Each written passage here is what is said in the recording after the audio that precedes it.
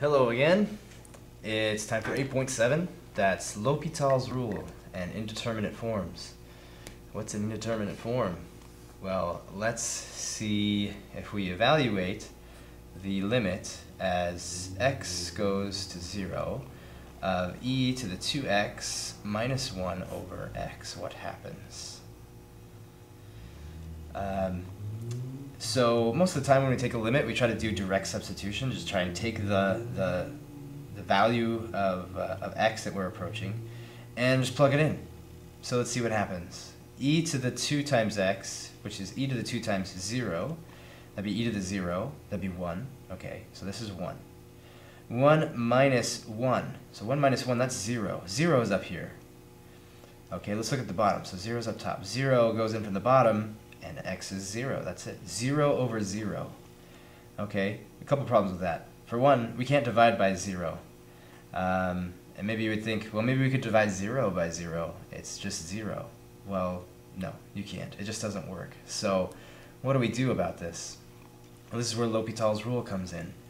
L'Hopital's rule says if the limit as x approaches some value, call it c, of a function over another function, what we call a rational expression, if this is equal to 0 over 0, then this limit can be evaluated like this.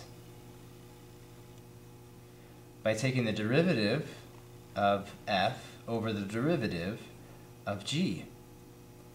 And this will be this limit, okay? So it's quite an interesting thing. We can take the derivative of the top over the derivative of the bottom and evaluate the same limit for this, and it'll be the same as the limit for this thing here. This also works if you happen to wind up with infinity over infinity or negative infinity over infinity, okay? These two as well. But one of these, we'll call them 3, one of these indeterminate forms has to occur, okay? You have to have it make it look like this. So this already is 0 over 0. So what is L'Hopital's rule? It says take the derivative of both and then try again, okay? So here's the limit as x approaches 0 of the derivative of the top. The derivative of the top would, of course, using the chain rule, be 2e to the 2x minus nothing over 1. Well, what's this? Put a 0 in here. E to the 0 would be 1. Anything to the 0 is 1. 2 times 1 is 2. Minus 0, still 2. Divided by 1, still 2. And the limit is 2. So this limit is 2. Okay, by L'Hopital's rule. Very interesting stuff. So let's try another. The limit as x approaches infinity this time of the natural log of x over x. Let's see what happens. Put in infinity here. The natural log of infinity.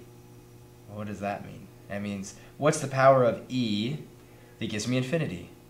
Well, just that would be infinity, right? Maybe a smaller infinity than this infinity, but still infinity. And then if we directly substitute infinity in for x, then we get infinity. We get infinity over infinity.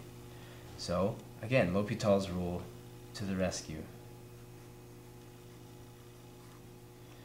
Okay, so that means the derivative of the top, the derivative of the natural log of x is 1 over x, over the derivative of x, which is just 1.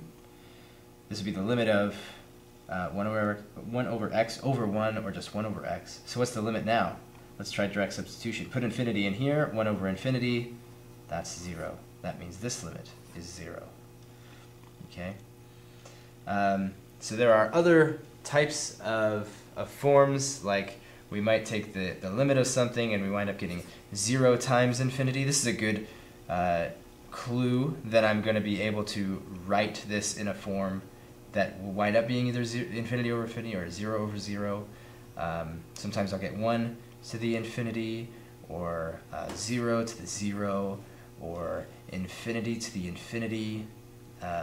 Okay, so if these things happen, then we will have to rearrange them somehow so that they look like one of these, or maybe this one, okay?